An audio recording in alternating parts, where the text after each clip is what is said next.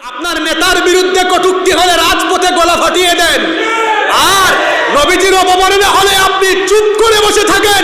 এটা মুসলমান নামের মুনাফিকি ছাড়া কিছুই না। আপনার নেতার চাইতে কি আমার নবীর ইজ্জত কম না বেশি? শুধু বেশি বললে ভুল হবে, বরং আমার নবীর ইজ্জত হচ্ছে গোটা দুনিয়ার সমস্ত কিছুর চাইতে বেশি। গোটা দুনিয়ার সব কিছুকে এক পাল্লায় রেখে দিলে আর আরেক পাল্লায় আমার নবীর একটা সুন্নত রেখে দিলে সারা দুনিয়ার সবকিছু আমার নবীর একটা সুন্নতের সমানও হবে না। কি আজীব ব্যাপার! নেতার বিরুদ্ধে কেউ কথা বললে আরে বাপ রে বাপ, নেতা নেত্রীদের একটু দয়া পাওয়ার জন্য গলা ফাটাই ফেলে, কত টাকা খরচ করে বিরিয়ানি পর্যন্ত খাওয়ায়। তোমার নবীকে কটূক্তি করা হলো, তুমি কোনো কথা বললে না। কিয়ামতের দিন ওই নবীর সামনে তুমি কিভাবে দাঁড়াবে? দাঁড়ানোর মতো তো কোনো উপায় থাকবে না। রাসূলের অপমানে যদি কাঁদলো না তোর মন, মুসলিম নয় মুনাফিক, তুই রাসূলের দুশমন।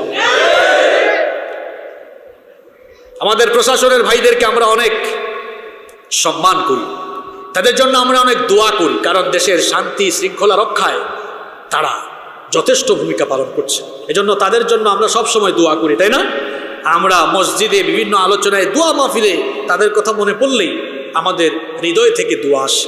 কিন্তু আমাদের কষ্ট লাগে তখন এদেশের 90% মানুষ মুসলমান, মুসলমানদের প্রিয় নবী, সেই নবীজিকে অবমাননা করা হলে মুসলমান তো একটু প্রতিবাদ জানাতেই পারে।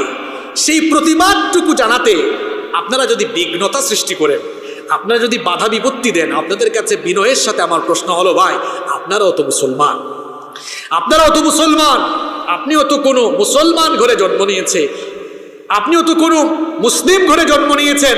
সুতরাং একজন মুসলমান হয়ে নিঃসন্দেহে নবীর প্রতি আপনারও ভালোবাসা আছে। যদি ভালোবাসা থেকেই থাকে তাহলে আপনার আর একজন মুসলমান ভাই তিনি প্রতিবাদ জানাচ্ছেন, তাকে প্রতিবাদটুকু জানানোর সুযোগ তো আপনার দেওয়া উচিত।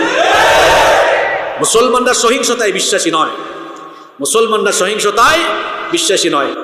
এই মহিলা যে কাজ করেছে, এই বিজেপি মুখপাত্র নূপুর শর্মা, সে মহানবীর বিরুদ্ধে অবমাননাকর বক্তব্য দিয়ে গোটা দুনিয়ার মুসলমানদের কলিজায় সে আগুন লাগিয়ে দিয়েছে। আরব দেশগুলো, বিশেষ করে সৌদি আরব, কাতার, দুবাই, ওমান সহ আরব দেশগুলো তারা তীব্র নিন্দা জানিয়েছে। নিন্দা জানানোর পাশাপাশি বেশ কয়েকটি দেশ ভারতের রাষ্ট্রদূতকে তলব করে এই ঘটনার নিন্দা জানিয়েছেন। কোন কোন দেশ তো আবার ভারতের পণ্য বয়কট করেছে। এটা প্রতিবাদের এক একটা সিস্টেম, যে যার মতো প্রতিবাদ জানিয়েছে। আপনার কাছে দলের চাইতে কেন নবী বড় হতে পারে না? আপনি দলের চাইতে নবীকে বড় করে দেখেন।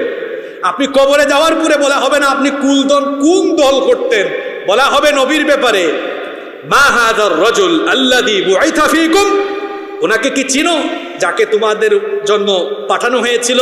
নবী প্রেমিক যারা ছিল কবরের সাথে সাথে নবীজিকে চিনে ফেলবে, বলবে আমি তো চিনি, যাকে সারা জীবন ভালোবাসতাম, সারা জীবন যার আনুগত্য করতাম, ইনি তো আমার প্রিয় নবী মুহাম্মদুর রাসূলুল্লাহ সাল্লাল্লাহু আলাইহি ওয়াসাল্লাম। কোন নেতা কাজে লাগবে না।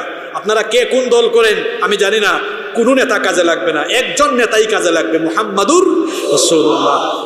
কাজে যে লাগবে এটা প্রমাণ দেই।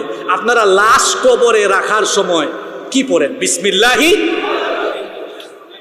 বিসমিল্লাহি মিল্লাতি, এই যে দোয়াটা পড়ে রাখলেন, এটার অর্থ কি? আল্লাহর নামে রাসূলের দলে উঠাই দেয়া গেলাম। কারে আপনি রাসূলের দলে উঠাই দেন?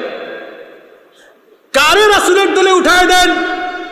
সে নেতার জন্য হুঙ্কার দিত আর নবীর অবমাননায় চুপচাপ থাকতো।